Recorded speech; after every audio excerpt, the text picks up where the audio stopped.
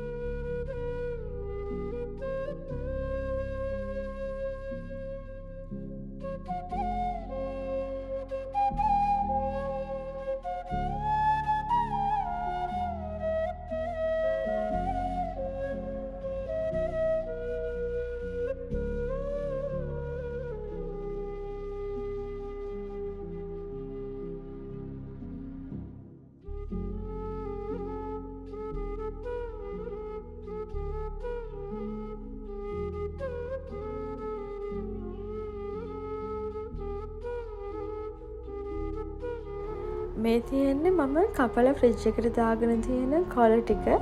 මේක ඉතින් මං හෙට උදේට හදලා ගන්නවා.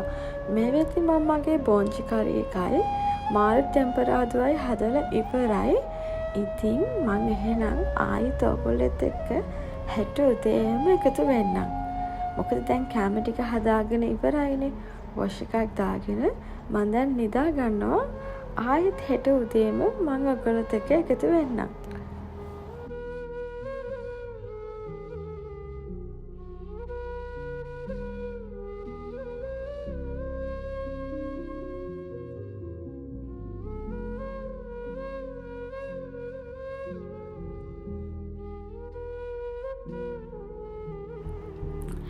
ඔන්න ඉතින් ළමයි මම නැගිට්ටා.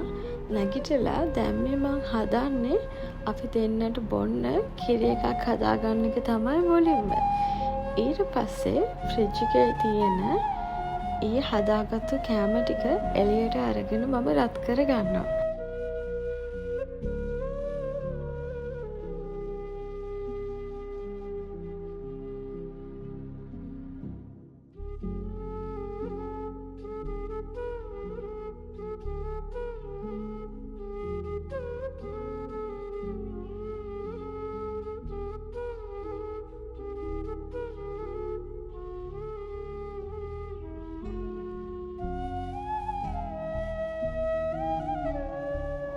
මේ විදියට කලින් හදාගත්තු කෑම ටික මම රත් කරගෙන ඊට පස්සේ ඔන්න ඉතින් දැන් මං බත් එක ලිපේ තියන්න තමයි මේ හදන්නේ. ඉතින් මේ විදියට කරගත්තම හරිම ලේසි. බොරුවට උදේ පාන්දර නැගිටගෙන එනර්ජි එක වේස්ට් කරන්න ඕනේ නැහැ.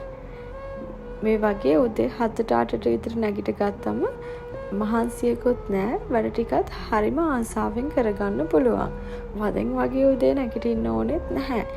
ඉතින් මං මේ විදිහට තමයි මගේ ක්ලාස් දවස් වලට මට උදේම කොයි හරි යන්න තියෙන දවස් වලට මම වැඩ ටික කරගන්නේ.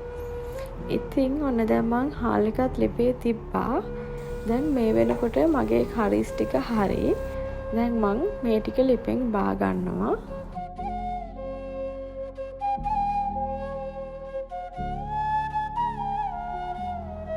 දැන් මං හදන්නේ ඊයේ අර කපලා ෆ්‍රිජ් එකේ දාලා තිබ්බ කොළ ටික තියෙන්නේ. ඒ ටික මෙන්න මේ විදිහට වැඩි ගින්දරේ චුට්ටි වෙලාවක් ඉක්මනට මලව ගන්න එක. වැඩි වෙලාවක් තියන්න එපා. මොකද දැන් මේ මැටි වලඳක්නේ. ඒකේ රසටත් මේක රත් වෙන නිසා. ඊට පස්සේ මට තිබ්බා මං ගෙනාපු ගම්මිරිස් ඇට වගේක් හොද ගන්න. මේ ගම්මිරිස් ඇට ටික හොදලා හොඳට වේලෙන්න තියන්න ඕනේ. දැන් මම මේ හදන්නේ ඒ ටික හොදගෙන වේලෙන්න තියන්න තමයි.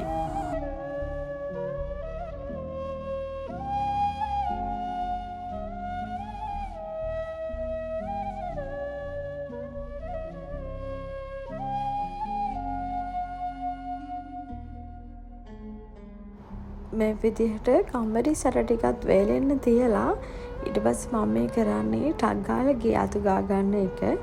මට ඉතින් වීඩියෝ කරගන්න බැරි වුණා. මම මේ අතරේ මගේ මල් පැල වලට වතුරක් දැම්මා.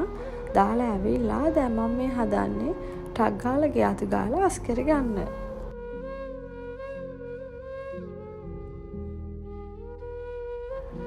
ගේ අතු ගාලා අත් දෙකත් සෝදගෙන දැන් මම මේ හදන්නේ මගේ බ්‍රෙක්ෆාස්ට් එක ගන්න. මං අද කෑම හදාගත්තේ උදේටයි දවල්ටයි. රැට වෙන මොනවා හරි හදා ගන්නවා. ඉතින් මම දැන් කරන්නේ ටක් ගාලා කෑම කාලා ලෑස්ති වෙන එක. එන්නක එහෙනම් මාත් එක්ක කෑම ටික බෙදා ගන්න.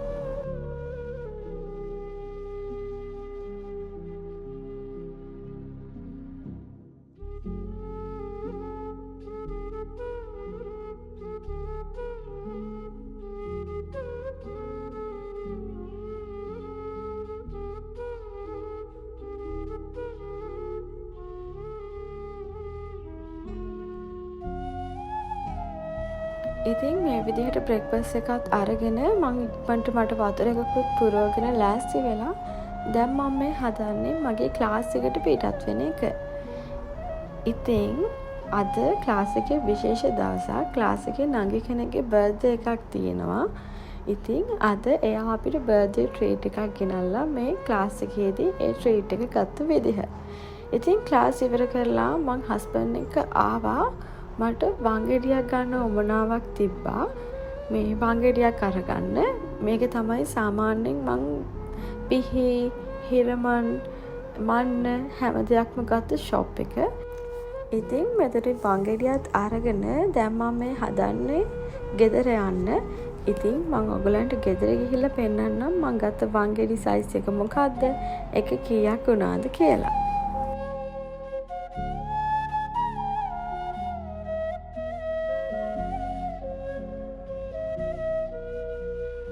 ඔන්න ඉතින් ගෙදර එන ගමන් ශ්‍රයානික පැත්තටත් ගියා. හස්බන්ඩ්ගේ අංකල් කෙනෙක්ගේ බර්ත්ඩේ එකක් තිබ්බා. එයාට ගිෆ්ට් එකක් ගන්න ගියේ.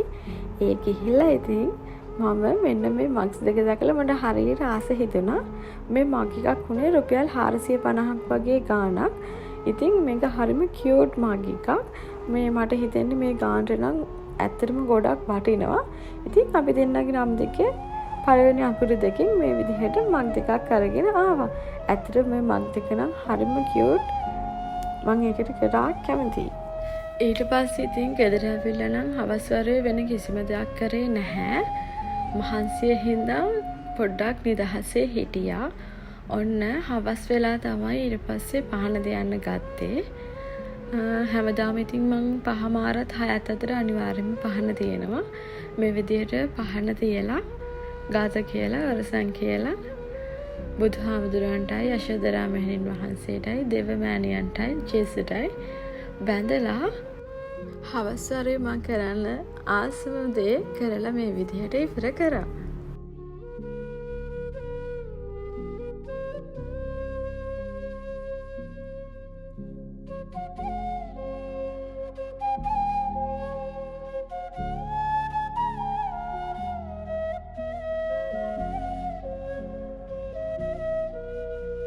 ඔන්න ඉතින් දැන් මේ ලෑස්ති වෙන්නේ අපි දෙන්නත් එක්කම ඩිනර් එකට අපි දෙන්නට කන්න කෑම හදා ගන්න. ඉතින් මේ හදන්නේ ගිසාඩ් කරි එකකුයි පොල් ඩොටි එකකුයි අලුතෙන් ගෙන ආපු වංගෙඩිය තියෙන්නේ. අන්න ඒක පාවිච්චි කරනකම් මට ඉතින් නිවනක් නැහැ. අන්න ඒකෙන් ලුණු මිරිසකුත් කොටා ගන්න තමයි මේ හදන්නේ. ඉතින් පුංචි දෙයක් මෙතනට එකතු කරන්න ඕනේ. දැන් මේ කෑම හදන තැන මගේ හස්බන්ඩ්ත් ඉන්නවානේ. ඉතින් මගේ හස්බන්ඩ් ගෙදර ඉන්න වෙලාවට මට උදව් කරනවා. හැබැයි ගෙදර ඉන්න හැම වෙලාවකමත් නෙමෙයි. සමහර වෙලාවට තමයි. මොකද එයා බිස්නස් එකක් කරන්නේ. එයාට සමහර දේවල් එක්ක ස්ට්‍රෙස් එකක් තියෙනවා. බිස්නස් එකක් කරනකොට ඒක ලේසි නැහැනේ. ඉතින් ඒක මැනේජ් කරන්න ඕනේ. ඒ දේවල් නිසා මං එයාගේ දේවල් හරිම නිදහසේ කරගන්න තමයි ඉඩ දීලා තියෙන්නේ.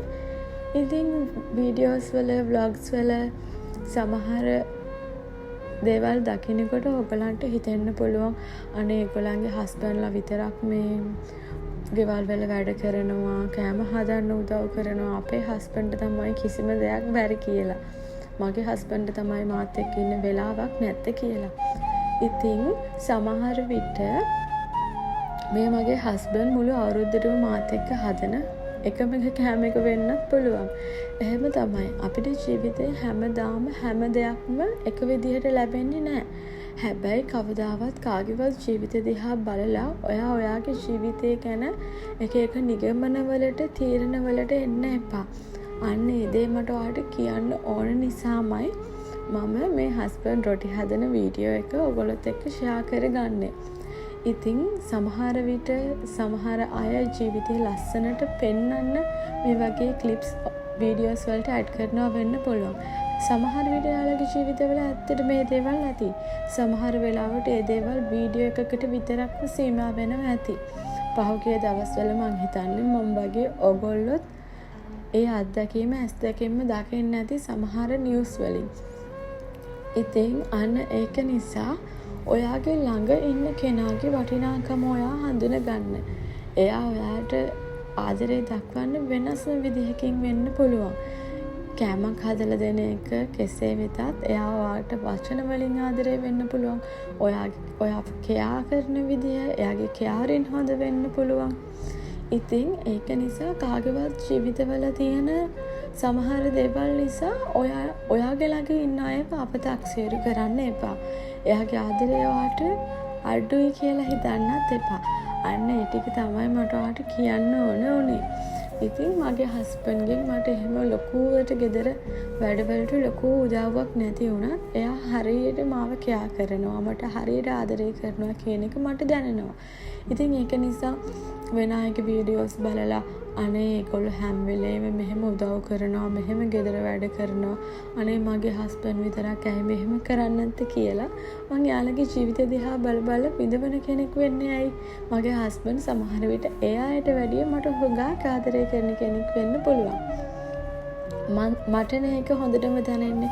ඒ වගේම තමයි මම ඔයගොල්ලන්ටත් කියන්නේ ඔයාගේ ජීවිතයේ ඉන්න ඔයාගේ ලයිෆ් පාර්ට්නර් ඔයාට සැලකෙන විදිය වැඩියෙන්ම දැනෙන්නේ ඔයාට. ඉතින් ඒක නිසා අනිත් අයත් එක්ක ඔයාගේ ජීවිතේ සංසන්දනය කරන්න එපා කියන පණිවිඩය තමයි මට ඔයාට දෙන්න ඕනේ.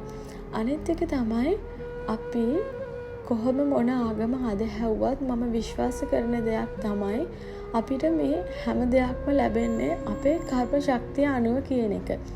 ඉතින් අපි පෙර සංසාරේ කරපු පින් පව් හේතුවෙන් තමයි අපිට මේ ජීවිතේ ලැබෙන නොලැබෙන හැම දෙයක්ම තීරණය වෙන්න කියලා තමයි මම විශ්වාස කරන්නේ. ඉතින් අන්න ඒක නිසා මොන දෙයක් හිතට මොන දුකක් හම්බ වුණත් ඒ විදිහට මධ්‍යස්ථ විදිහට හිතලා කම්පා නොවි ජීවිතේට ලැබෙන හැම දෙයක්ම උපේක්ෂාවෙන් දරා ගන්න කියලා මම ඔයගලන්ගෙන් හරි ආදරෙන් ඉල්ලනවා. ඉතින් ඔන්න ලොකු පඬිත කතා ටිකක් කිව්වා ඔයගලන්ට.